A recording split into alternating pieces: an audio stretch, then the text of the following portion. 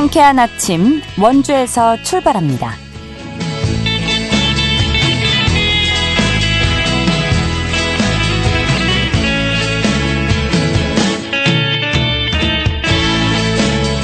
여러분 안녕하십니까? 7월 22일 화요일 KBS 원주방송국에서 보내드리는 상쾌한 아침 원주에서 출발합니다. 저는 진행의 이은주입니다. 오늘은 장마가 끝나고 1년 중 가장 덥다는 절기상 대선인데요. 다행히 찜통더위까지는 아니겠습니다. 아침 최저기온 23도 안팎으로 출발하고 있고요. 낮 최고기온 31도 예상됩니다. 오늘 하늘은 대체로 흐린 가운데 오후부터 저녁 사이 소나기가 길게 내리겠는데요. 예상되는 비의 양은 5에서 60mm, 많은 곳은 80mm 이상입니다. 강한 바람과 함께 천둥, 번개를 동반할 수 있어서 주의하셔야겠습니다.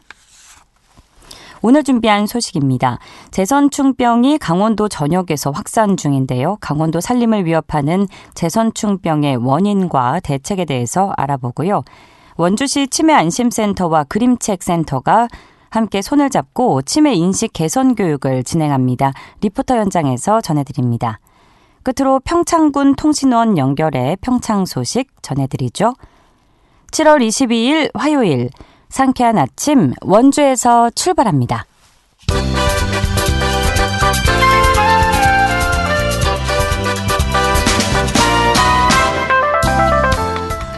오늘의 뉴스입니다. 강원도가 강원 안심 변호사 제도를 이달부터 운영하기로 했습니다.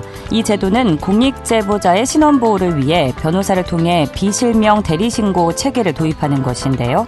강원도는 올해 시범 운영을 거쳐 내년부터 정식 도입할 계획입니다. 이에 따라 강원 안심 변호사로 위촉된 2명의 변호사가 올해 말까지 공익제보자를 상대로 법률 상담과 비실명 대리신고 수행, 보호조치 연계 등의 역할을 하게 됩니다.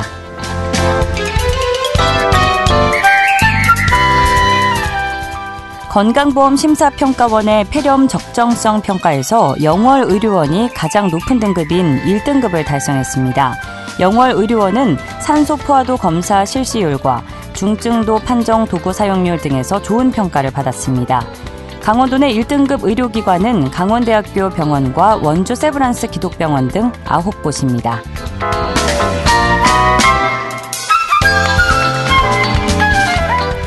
영월군이 동강 뗏목 축제의 무더위 대책을 수립했습니다. 우선 행사장인 동강둔치에 그늘막과 냉방 쉼터를 설치합니다.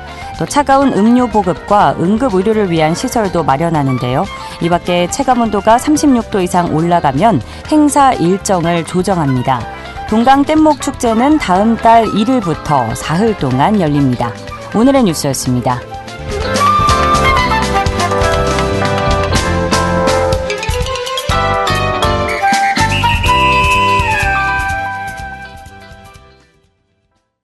상쾌한 아침 원주에서 출발합니다. 함께하고 계십니다. 제선충병이 강원 영서 지역에 이어 영동 지역까지 확산되고 있는데요. 감염된 나무 수가 급격히 늘면서 강원도 내 산림 생태계에 대한 우려의 목소리가 높아지고 있습니다. 제선충병의 발생 원인과 현재 상황 그리고 방제에 대해서 자세히 들어보도록 하죠. 강원대학교 산림환경보호학과 정종국 교수 전화 연결돼 있는데요. 교수님 안녕하십니까? 네, 안녕하세요. 네, 치사율이 사실상 100%이기 때문에 제선충병은 소리 없는 산림 재앙이라고도 불리는데 먼저 제선충병이란 어떤 병충해인지 설명 부탁드립니다. 일단 정확하게는 소나무 제선충병이라고 저희가 부르고 있습니다. 예. 이 병은 소나무나 잣나무, 곰솔과 같이 우리나라에 있는 중요한 소나무류에 대해서 소나무 제선충이라고 하는 녀석이 들어가서 나무를 죽게 만드는 병으로 저희가 보고 있는데 예. 이 소나무 제선충은 스스로 그러니까 제선충 혼자서 다른 나무로 이동을 할 수가 없습니다. 네, 그러다 보니까 솔수염 하늘소나 강원도 지역 같은 경우 특히 북방수염 하늘소가 중요한 이제 매개충이 되고 이들에 의해서 다른 나무로 옮겨지게 되는데 보통 이제 제선충병에 이렇게 감염이 되면 소나무는 한 2, 3개월 안에 대부분 고사를 하고 그다음에 이제 강원도 지역 같은 경우에는 잣나무도 또 많기 때문에 이 잣나무는 또 길게는 한 1년 정도까지 이렇게 좀 살아있다가 결국엔 고사하는 그런 현상이 나타나고 있습니다. 예. 매개충이 있어야만 이제 가능한 거네요. 이게 혼자서 뭐 병해충을 일으키는 건 아니고요. 예, 맞습니다. 예. 네. 최근 강릉과 동해에서 제선충병 감염록이 새롭게 확인되면서 강원도 전역으로 확산되는 추세인데 그럼 현재 강원도 내 제선충병 발생 현황에 대해서 알려주실까요? 일단 뭐 강원도는 전년 대비 한 5배 정도 증가를 한 올해 한 18,000그루 정도가 이제 감염된 것으로 보고가 되고 있습니다. 네. 근데 사실 뭐 강원도뿐만이 아니라 이미 전국적으로 그 피해가 증가를 많이 하고 있는데 이제 산림청에서는 올해를 한 3차 대발생기 정도로 보고 있습니다. 실제 금년도에 한 149만 분 정도가 이제 감염되어서 고사한 것으로 이제 보고 있는데 사실 이 수치 자체도 금년도에 좀 심했던 산불 피해 때문에 감염목 수가 확실하게 추산된 부분이 아니다 보니까 훨씬 더 많은 숫자의 나무가 아마 고사한 것으로 이제 보고 있습니다. 지난해 같은 기간과 비교해서 5배가량 급증했다는 말씀이시죠? 네, 맞습니다. 네, 하지만 이마저도 더 수치가 증가할 수 있다는 말씀이신 것 같은데 최근 들어 이렇게 제선충병이 급증하게 된 구체적인 원인은 무엇이라고 보십니까? 사실 뭐 제선충병이 발생하는 그 이유 자체는 생물학적이나 뭐 물리학적인 특징들 여러 가지 하여튼 복합적인 요소들이 작용을 하기 때문에 이것이 왜 이렇게 증가를 했느냐라고 얘기하기는 사실 굉장히 어렵습니다. 네. 근데 일단 저희가 이제 가장 크게 보는 이유 중에 몇 가지는 봄철의 가뭄 현상이라든지 그다음에 겨울철과 봄철의 그 이상 고온 현상 이런 것들이 소나무를 굉장히 쇠약하게 만드는 원인이 되고 있습니다. 근데 이제 소나무가 쇠약해진다는 것이 단순하게 그냥 나무가 약해서 죽는 것도 있긴 하겠지만 쇠약해짐에 따라서 곤충이 나무로 들어올 수 있는 거에 대한 어떤 저항성을 떨어뜨리는 어떤 문제가 되거든요. 그렇기 때문에 제선충과 같은 녀석들이 나무로 들어왔을 때 좀 더 잘 죽게 되는 뭐 그런 상황에 있다라고 보시면 되겠고, 그 다음에 이제 이렇게 그 소나무가 제선충에 감염됐거나 안 됐거나 고사를 하게 되면 실제 소나무 제선충을 매개하는 그 매개충의 먹이와 그다음에 산란처를 찾는 이런 매개충에게 있어서 굉장히 좋은 어떤 그 장소를 제공해주는 그런 역할을 합니다. 그렇기 때문에 사실 기후변화가 굉장히 이제 좀 심각하게 보고 있는 것이고요. 그 다음에 또 기후변화가 되게 되면 아무래도 매개충이라고 하는 게 곤충들의 특성이 다 그런데 이제 온도에 따라서 발육을 하기 때문에 매개충이 더 빨리 출현을 할 수가 있게 되고 1년 중에 활동할 수 있는 기간 자체가 늘어나게 됩니다. 그렇기 때문에 매개충 한 마리가 더 많은 나무로 소나무 제선충을 옮길 수 있게 되고 그러면 이제 소나무 제선충병이 확산될 수 있고 그다음에 또 한 가지는 이제 강원도 지역이 원래는 산악 지역이기 때문에 매개충이라든지 제선충이 좀 확산해 나가기 어려운 산림 구조를 가지고 있는데 그럼에도 불구하고 최근에 기후 변화 때문에 좀 더 고산지대까지 이렇게 매개충이 올라갈 수 있는 그런 특징을 보여주다 보니까 제선충병이 또 발생하는 그런 양상이 될 수도 있습니다. 설명해 주시는 걸 들어보면 기후변화가 가장 큰 원인인 것 같습니다. 이상고온이나 뭐 가뭄 현상 다 자연적인 영역이라서 우리가 미리 좀 준비를 해서 예측을 하고 대비를 하기도 어려운 부분이 있는 것 같은데요. 자, 특히 영서 지역에 이어서 최근에는 영동 지역까지 확산이 되면서 나날이 우려가 높아지고 있습니다. 그동안에는 영동 지역은 비교적 안전지대로 여겨져 오지 않았습니까? 자, 이 같은 상황을 어떻게 보고 계시고 추가 확산 가능성은 어느 정도로 예측하시는지도 알려주시죠. 네, 좀 전에 말씀드렸던 것처럼 강원도 지역이 산악 지역이고 특히 이제 영동과 영서는 태백산맥에 의해서 가로막혀 있습니다. 그렇기 때문에 매개충이 넘어가기가 힘든 그런 상황이었기 때문에 이제 태백산맥 자체가 장벽의 역할을 하면서 영서 지방의 어떤 제선충병이 좀 한정되어 있는 부분들이 있었는데 지금 현재 그 발생한 동해안 지역들 같은 경우에는 정선이라든지 울진이라든지 기존에 발생하고 있던 그 제선충병이 발생하고 있던 지역들과 사실 약간 인접은 한 곳들이긴 합니다. 그렇기 때문에 아마도 정확하게 확산이 어떻게 됐는지는 이제 알기가 사실 어렵습니다만, 통상 이제 우리가 그 인위적인 확산에 의한, 그러니까 나무를 옮김에 따라서 발생하는 그런 이유가 있을 수 있고, 그 다음에 이제 곤충이 스스로 이동할 수 있는 그거에 따라서 이제 제선축병이 확산이 되기도 하는데, 지금 같은 경우에는 그 이유를 정확하게는 뭐 얘기하기는 힘들 것 같습니다. 근데 어쨌든 그 기존의 장벽 역할을 하던 산맥을 뚫고 지나갔다라고 하는 부분은 사실 굉장히 이제 좀 조심스럽게 우리가 좀 앞으로 좀 적극적으로 대응을 해야 되는 부분이 생기지 않을까라고 보는 것이고요. 네. 통상 이제 신규로 이렇게 발생을 하게 되면 몇 년 안에 완전 방제라고 해서 이제 그 지역 내를 깨끗하게 만들어 놓지 못하면 재선축 피해가 점점 커지는 경향이 있습니다. 실제로 그 아래쪽에 경북지방 같은 경우에는 포항이나 경주와 같은 그런 산림이 소나무이 굉장히 많은 지역들 같은 경우에는 이미 그 소나무 재선축병 피해를 억누르지 못할 정도로 피해가 심각하게 진행되어 있는 상황들이 있기 때문에 조금 더 빨리 대응을 해서 방제를 할 필요가 있고요. 다만 이제 그 지금 시기 자체가 매개충의 주된 활동 시기입니다. 그렇기 때문에 주변 지역으로 이제 확산이 될 가능성이 충분하고, 그렇기 때문에 이제 예찰을 위해서, 그러니까 산림당국이라든지 지방자치단체에서는 이런 것들을 좀 빠르게 예찰을 해내야 되는 그런 부분들이 생길 수 있을 것 같습니다. 그래야 이제 추가 확산이 좀 어느 정도 억제가 될 수 있을 겁니다. 네, 조기에 빠른 시일 안에 방제에 힘을 써야 될 것 같은데, 그래서 그렇겠죠. 산림청과 강원특별자치도를 비롯한 각 지자체가 올해 방제 예산을 대폭 확대하고 감염이 반복되는 지역은 모두 배기와 수종 전환을 시도하고 있다고 하는데, 이런 방법이 재선충 방제에 효과가 있다고 보실까요?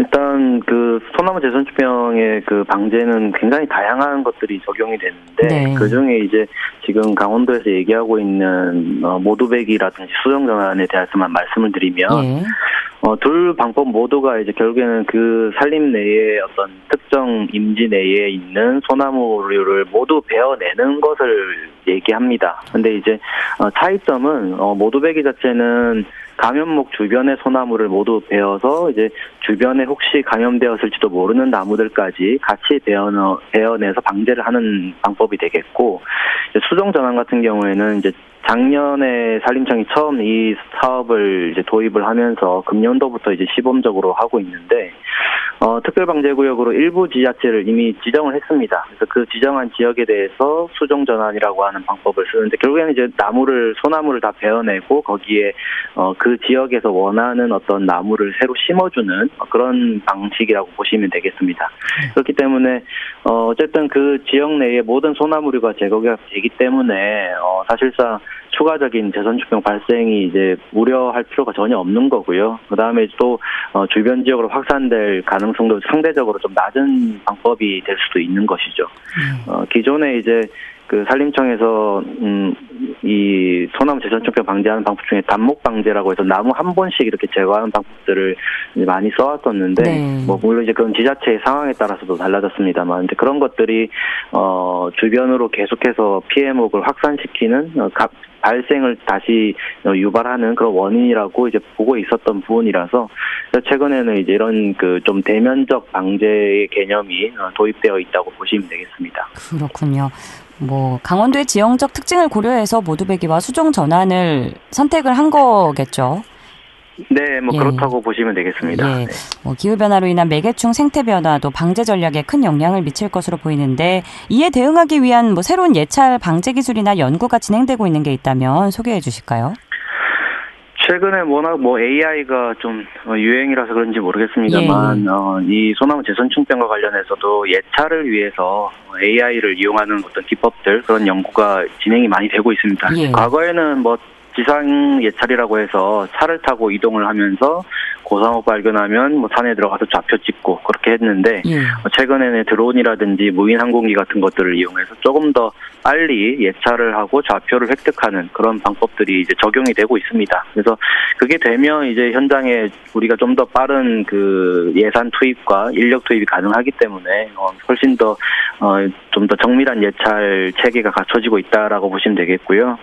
그다음에 이제 방제 같은 경우에도 사실 우리나라가 아마 외국에 비해서 아마 방제 기술이 제일 많이 개발된 나라 중에 하나일 겁니다. 네. 그렇기 때문에 우리나라에서도 최근에는 좀 환경적인 측면에서도 좀 부정적인 영향을 덜 주기 위해서 어떤 좀 친환경적인 방제 방법 이런 것들을 찾기 위해서도 좀 노력을 많이 하는 것으로 이제 알고 있습니다. 네, 그렇군요. 그래도 긍정적인 신호로 읽히고요. 자, 시간이 다 돼서요. 끝으로 도민들과 국민들께 재선충병의 심각성에 대해서 간략하게 강조 말씀 부탁드립니다. 네, 일단 재선충병 한번 발생하면 소나무림에 심각한 영향을 주는 그런 병이고요. 그 다음에 이제 강원도 같은 경우에 특히 산림 면적이 워낙 넓기 때문에 이런 지역에서 재선충병이 발생을 하게 되면은 산림 경관 측면에서도 문제가 되지만 사실 고사목이 방치가 되면 산불, 산사태 이런 안전 문제에도 심각한 영향을 줄 수가 있습니다. 그렇기 때문에 국민들께서도 이런 소나무 재선충병에 대한 어떤 예찰 방제를 위해서 좀 많은 관심 가져주시면 좋을 것 같습니다. 예, 교수님 오늘 말씀 고맙습니다. 네, 감사합니다. 지금까지 강원대학교 산림환경보호학과의 정종국 교수였습니다.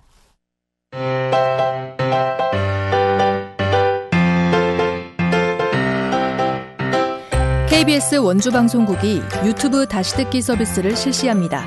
매일 아침 강원 영서남부권의 뉴스와 정보를 전해드리는 상쾌한 아침 원주에서 출발합니다는 KBS 원주라디오 유튜브 채널을 통해 다시 들을 수 있습니다.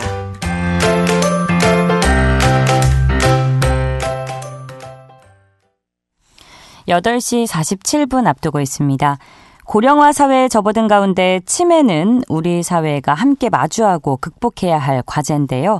원주시 치매안심센터는 사회적 협동조합인 그림책 도시와 협업해서 지역 아이들에게 찾아가는 치매 인식 개선 교육을 진행하고 있습니다. 관련 내용 리포터 현장에서 알아보죠. 추인혜 리포터 함께합니다. 어서 오세요. 네, 안녕하세요.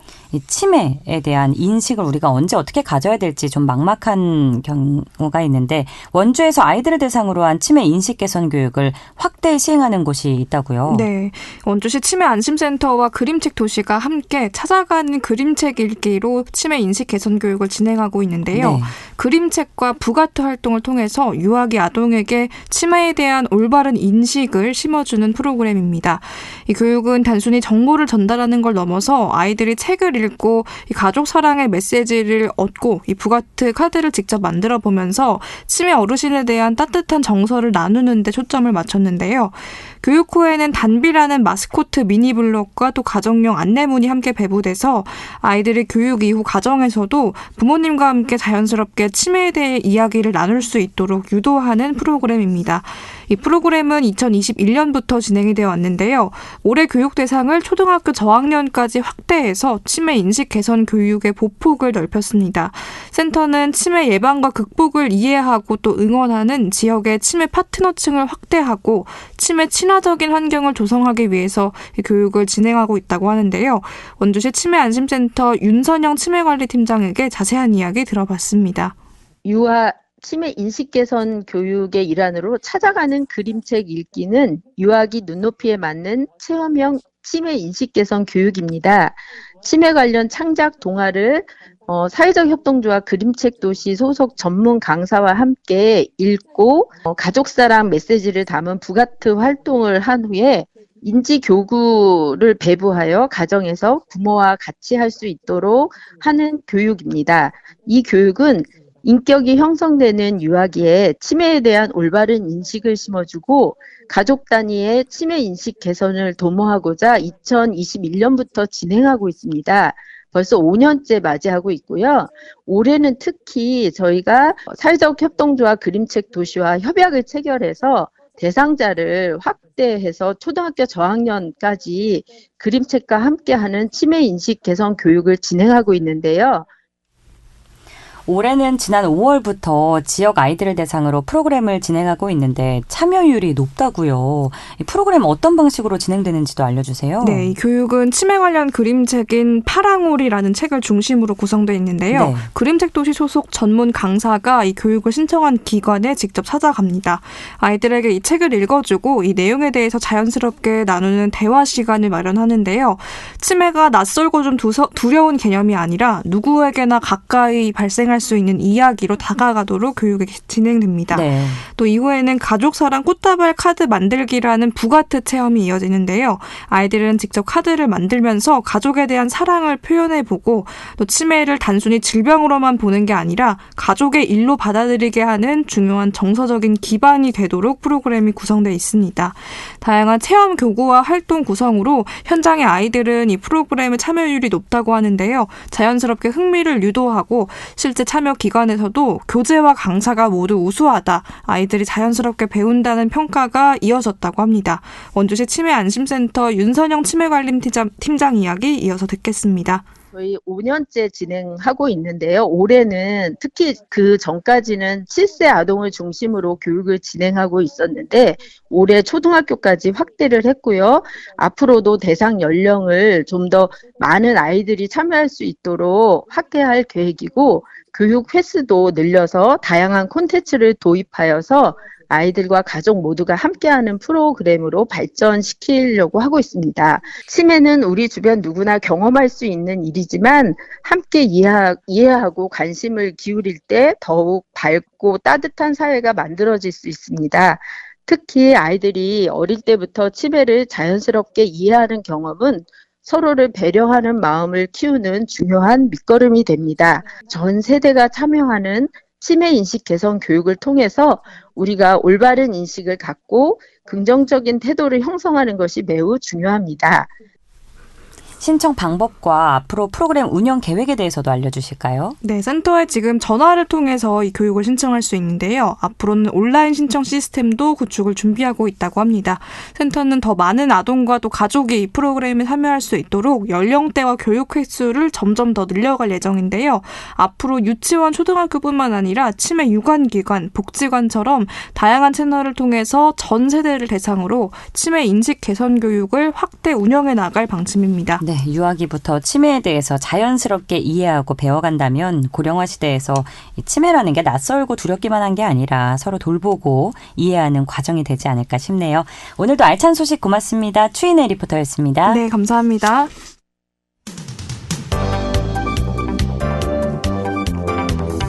생생한 현장, 유익한 생활 정보를 전해드리겠습니다. KBS 원주라디오 상쾌한 아침 원주에서 출발합니다를 함께하고 있습니다. 통신원 코너 시간입니다. 오늘은 평창군 통신원 전화 연결돼 있는데요. 김범준 통신원 안녕하십니까? 네, 안녕하십니까? 네, 오늘의 첫 소식입니다. 평창군이 지속가능한 지역관광 생태계를 조성하는 관광둘의 지자체 지역협력 사업에 참여할 주민사업체를 모집한다고요? 네, 그렇습니다. 평창군은 2025 평창군 관광둘의 지자체 지역협력사업 주민사업체를 오늘 8월 18일까지 모집합니다. 관광둘에는 문화체육부 관광부와 한국관광공사가 주관하는 사업인데요. 주민이 중심이 되어 지역의 고유 자원을 활용해 숙박, 먹거리, 여행, 체험, 기념품 등 관광 관련 사업을 창업하거나 기존 사업의 경영 개선을 지원합니다. 주민의 자발적 참여를 통해 지역 중심의 관광 사업체를 육성하고 지속 가능한 지역 관광 생태계를 조성하는 것을 목표로 하고 있습니다. 평창군은 지난 2020년도부터 24년까지 관광둘의 사업을 진행했고요. 이번 관광둘의 지자체 지역 협력 사업을 통해 5개의 주민 사업체를 신규 선발할 계획입니다. 이 관광둘의 주민 사업체로 선정이 되면 어떤 혜택을 받을 수 있나요?